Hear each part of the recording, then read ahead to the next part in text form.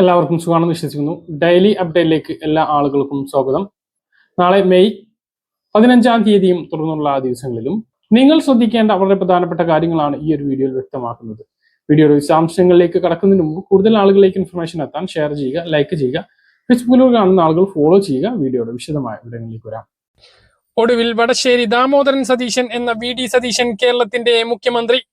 തെരഞ്ഞെടുപ്പ് ഫലം വന്നതിന് ശേഷം 11 ദിവസത്തെ കാത്തിരിപ്പിനൊടുവിലാണ് മുഖ്യമന്ത്രിയെ തെരഞ്ഞെടുത്തത്. കേരളത്തിന്റെ ചുമതലയുള്ള AICC നേതാവ് ദീപാദാസ് മുൻഷി ഡൽഹിയിൽ AICC ആസ്ഥാനത്ത് നടത്തിയ പത്രസമ്മേളനത്തിലാണ് പേര് വെളിപ്പെടുത്തിയത്. KC വേണുഗോപാൽ, VD സതീശൻ, രമേശ് ചെന്നിത്തല എന്നീ മുതിർന്ന 3 നേതാക്കന്മാർ മുഖ്യമന്ത്രി പദവിക്കായി അവകാശവാദം ഉന്നയിച്ചിരുന്നു. നീണ്ട ചർച്ചകൾക്കും വിലയിരുത്തലിനുമൊടുവിലാണ് VD സതീശനെ കേരളത്തിന്റെ 13ാമത് മുഖ്യമന്ത്രിയായി തെരഞ്ഞെടുത്തത്. 10 വർഷത്തെ ഇടത് ഭരണത്തിന് വിരാമമിട്ട് കേരളം ആരുടെ കൈകളിലേക്കാണ് എന്നതിന് കക്ഷി രാഷ്ട്രീയത്തിന് അതീതമായി കേരളത്തിലെ ഒന്നടങ്കം ജനങ്ങളും പറഞ്ഞത് VD സതീശനെ തന്നെയാണ്. അതാണ് ഇപ്പോൾ യാഥാർത്ഥ്യമായതിന്റെ മനസ്സറിഞ്ഞ മനുഷ്യൻ ഇനി കേരളത്തിന്റെ മുഴുവൻ മനസാക്ഷി സൂക്ഷിപ്പുകാരനാണ്. മുൻ മുഖ്യമന്ത്രി VS അച്യുതാനന്ദന് ശേഷം ജനകീയമായി തെരഞ്ഞെടുക്കപ്പെടുന്ന ഒരു മുഖ്യമന്ത്രിയാണ് VD സതീശൻ. മുഖ്യമന്ത്രിയായി തെരഞ്ഞെടുക്കാൻ AICCയിൽ നിന്നും പ്രതികൂലമായിട്ടുള്ള സാഹചര്യങ്ങളാണ് VD സതീശനുണ്ടായത്.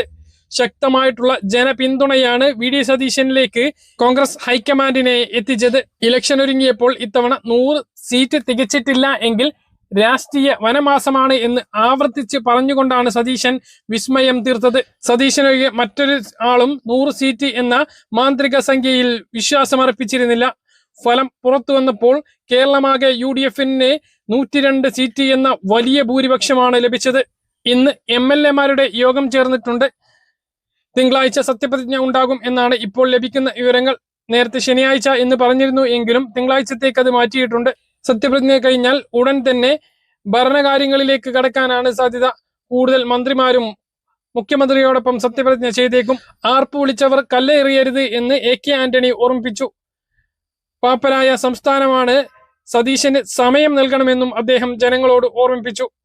ജനപ്രിയ പ്രഖ്യാപനങ്ങൾ തുടക്കത്തിൽ തന്നെ പ്രതീക്ഷിക്കാവുന്ന സാമ്പത്തിക അവസ്ഥയിലല്ല ഇടതുപക്ഷം ഇറങ്ങിപ്പോയിട്ടുള്ളത് എന്നും AK ആന്റണി വ്യക്തമാക്കി. ക്ഷേമ പെൻഷൻ ഘട്ടം ഘട്ടങ്ങളായി 3000 രൂപയിൽ എത്തിക്കുന്നത് ഉൾപ്പെടെ 25 ലക്ഷം രൂപയുടെ ആരോഗ്യ, ഉമ്മൻചാണ്ടി ഇൻഷുറൻസ്, സ്ത്രീകൾക്ക് KSRTC സൗജന്യ യാത്ര, കോളേജ് വിദ്യാർത്ഥിനികൾക്ക് പ്രതിമാസം 1000 രൂപ, യുവാക്കൾക്ക് 5 ലക്ഷം രൂപയുടെ പലിശരഹിത വായ്പ, BPL വിഭാഗത്തിന് സൗജന്യ ഡയാലിസിസ്, ആന്റി റാഗിംഗ് ആക്ട് നടപ്പിലാക്കുക, റബ്ബറിന് 300 രൂപ താങ്ങുവില, സംസ്ഥാന വ്യാപകമായി ഇന്ദിരാ ക്യാൻറ്റീൻ കുറഞ്ഞ വിലക്ക് ഭക്ഷണം നൽകുന്ന പദ്ധതി, ആശാവർക്കർമാരുടെ കുറഞ്ഞ വേതനം 700 രൂപയാക്കുക എന്നീ പ്രഖ്യാപനങ്ങൾ, എന്നീ വാഗ്ദാനങ്ങളാണ് തെരഞ്ഞെടുപ്പിന് മുമ്പ് UDF നൽകിയിട്ടുള്ളത്. ഇതിൽ ഏറ്റവും ആദ്യം നടപ്പിലാവാൻ പോകുന്നത് സംസ്ഥാനത്തെ മുഴുവൻ സ്ത്രീകൾക്കും ഉപകാരപ്പെടുന്നതാണ്. സൗജന്യ KSRTC യാത്രാ നടപടികൾക്കുള്ള ഒരുക്കങ്ങൾ സർക്കാർ വരുന്നതിന് മുമ്പ് തന്നെ തുടങ്ങിക്കഴിഞ്ഞു. എത്ര സ്ത്രീകളാണ് KSRTCയിലൂടെ യാത്ര ചെയ്യുന്നത് എന്നുള്ള കണക്കെടുപ്പ് ഇതിനകം കഴിഞ്ഞിട്ടുണ്ട്.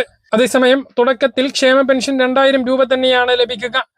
അടുത്ത ബജറ്റിലായിരിക്കും ചെറിയ വർധനവുണ്ടാകുക. അതായത് ഇപ്പോൾ നടക്കാൻ പോകുന്നത് ഇടക്കാല ബജറ്റാണ്. സമ്പൂർണ്ണ ബജറ്റ് ഫെബ്രുവരിയിലോ ജനുവരിയിലോ ആണ് നടക്കുക. ആ ഒരു സമയത്തായിരിക്കും ആദ്യ പെൻഷൻ വർധനവുമായി ബന്ധപ്പെട്ട പ്രഖ്യാപനം ഉണ്ടാകുക. 100 രൂപയോ 200 രൂപയായിരിക്കും വർദ്ധിപ്പിക്കുക. അതുവരെ എല്ലാ മാസവും 2000 രൂപ തന്നെ മുടങ്ങാതെ ലഭിക്കും എന്നാണ് നമ്മൾ പ്രതീക്ഷിക്കുന്നത്. മെയ് മാസത്തെ പെൻഷൻ വിതരണം പതിവ് പോലെ 25-ാം തീയതിയോടുകൂടി ഉണ്ടാകും. കയ്യിലും ബാങ്കിലും പെൻഷൻ തുക ഇപ്പോൾ ലഭിക്കുന്നത് പോലെ തന്നെ ലഭിക്കുന്നതാണ്. നേരത്തെ തന്നെ ഉത്തരവ് വന്നതുകൊണ്ട് തന്നെ പുതിയ സർക്കാർ പണം അനുവദിച്ച് വിതരണം ചെയ്യുക മാത്രമാണ് ചെയ്യേണ്ടത്. സ്ത്രീ സുരക്ഷാ പെൻഷന്റെ നടപടികൾ എങ്ങനെയെന്ന് കാത്തിരുന്ന് കാണാം. കെട്ടിട നിർമ്മാണ തൊഴിലാളി പെൻഷൻ കുടിശ്ശിക നൽകും എന്ന് പ്രതീക്ഷിക്കുന്നത്. പ്രവാസി പെൻഷൻ, ക്യാൻസർ രോഗികൾക്കുള്ള പെൻഷൻ എന്നീ പെൻഷനുകളെല്ലാം കുടിശ്ശിക തീർത്ത് നൽകും എന്നാണ് നമ്മൾ പ്രതീക്ഷിക്കുന്നത്. ഒരു ജനപ്രിയ മുഖ്യമന്ത്രിയായി മുന്നോട്ടു പോകാൻ പുതിയ മുഖ്യമന്ത്രി VD സതീശനാവട്ടെ എന്ന് ആശംസിക്കുകയാണ്. സംസ്ഥാനത്ത് പുതിയ പ്രതിപക്ഷ നേതാവിനെയും പ്രഖ്യാപിച്ചു. LDF ആണ് പ്രതിപക്ഷ നേതാവിനെ പ്രഖ്യാപിച്ചത്. പുതിയ പ്രതിപക്ഷ നേതാവ് മറ്റാരുമല്ല, പിണറായി വിജയൻ തന്നെയാണ്. മറ്റാരെങ്കിലും വരും എന്ന് കരുതിയിരുന്നു എങ്കിലും പിണറായി വിജയനെ തന്നെയാണ് LDF തെരഞ്ഞെടുത്തിട്ടുള്ളത്.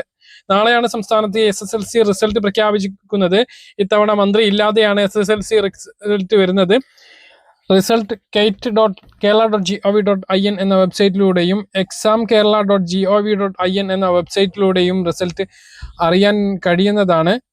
ഇതുകൂടാതെയാണ് വാട്സപ്പിലൂടെ അറിയാൻ കഴിയുക. 9188619958 എന്ന നമ്പറിലേക്ക് റിസൾട്ട് എന്ന് സെൻഡ് ചെയ്യുകയും തുടർന്ന് രജിസ്ട്രേഷൻ നമ്പർ നൽകി പിന്നീട് ഡേറ്റ് ഓഫ് ബർത്ത് നൽകുമ്പോൾ PDF ആയും കൊണ്ട് SSLC റിസൾട്ടും സർട്ടിഫിക്കറ്റും ലഭിക്കുന്നതാണ്. അത് പ്രിന്റ് എടുക്കാൻ കഴിയുന്ന രൂപത്തിലാണ് വരുന്നത്.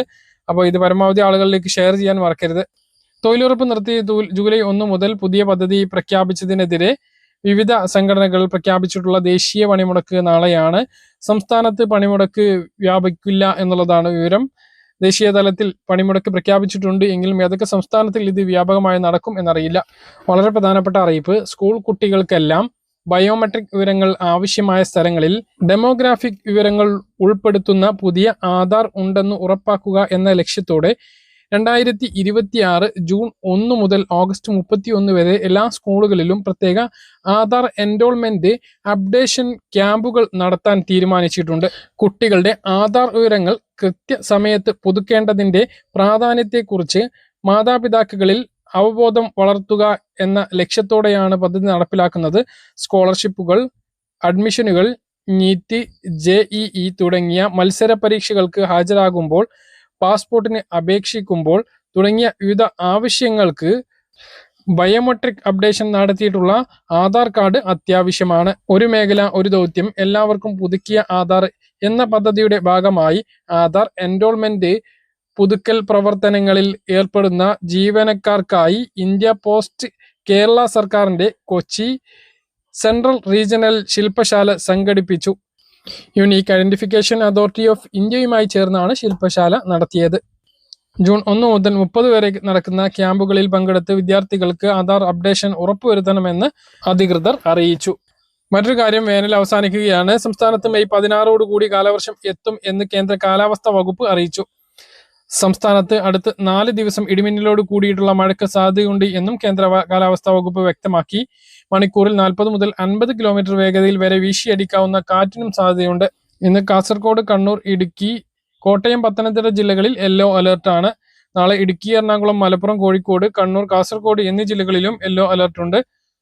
ഇടിമിന്നലിൽ നിന്നും രക്ഷ നേടാനുള്ള കൃത്യമായിട്ടുള്ള ജാഗ്രതാ നിർദ്ദേശവും പാലിക്കണമെന്ന് കേന്ദ്ര കാലാവസ്ഥാ വകുപ്പും ദുരന്ത നിവാരണ അതോറിറ്റിയും അറിയിച്ചിട്ടുണ്ട്. 5 ദിവസങ്ങളിൽ കേരളത്തിലും മാഹിയിലും ഒറ്റപ്പെട്ട ഇടങ്ങളിൽ ഇടിമിന്നലോട് കൂടിയിട്ടുള്ള മഴയ്ക്കും മണിക്കൂറിൽ 30 മുതൽ 50 കിലോമീറ്റർ വേഗതയിൽ വരെ വീശിയടിക്കാവുന്ന കാറ്റിനും സാധ്യതയുണ്ട്. ഇന്നലെ കുതിച്ചുയരുന്നതിന് പിന്നാലെ ഇന്നും സംസ്ഥാനത്ത് സ്വർണ്ണവില കൂടി. ഇന്ന് 1 പവൻ സ്വർണത്തിന് 240 രൂപ കൂടി 1,19,040 രൂപയും ഗ്രാമിന് 14,880 രൂപയുമായിട്ടുണ്ട്. പറഞ്ഞ കാര്യങ്ങൾ കൃത്യമായിട്ട് മനസ്സിലാണെന്ന് കരുതുന്നു. ഇതുപോലുള്ള ഇൻഫർമേഷനുകൾക്ക് ഫോളോ ചെയ്യുക, സബ്സ്ക്രൈബ് ചെയ്യുക. മറ്റൊരു വീഡിയോയുമായി നമുക്ക് വീണ്ടും കാണാം. ഇതുവരെ